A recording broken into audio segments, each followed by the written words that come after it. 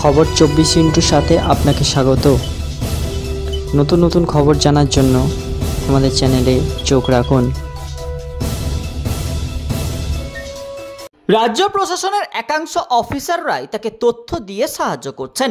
SIR বিতর্কের মধ্যেই বিস্ফোরক দাবি রাজ্য বিধানসভার বিরোধী দলনেতা শুভেন্দু অধিকারীর। এবার সেই বক্তব্যের মান্যতা দিলেন ভরতপুরের তৃণমূল বিধায়ক হুমায়ুন কবির।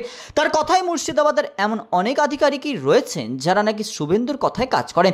এক্ষেত্রে তিনি কান্দি থানার আইসির নামও করেন।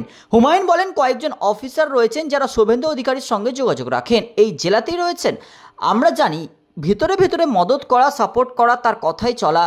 কান্দির আইসিকেই জিজ্ঞাসা করুন গিয়ে, শুভেন্দু তোমার কে হয়? এরকম বহু মুর্শিদাবাদের আধিকারিক রয়েছেন যারা শুভেন্দুকে তথ্য দিতে পারেন।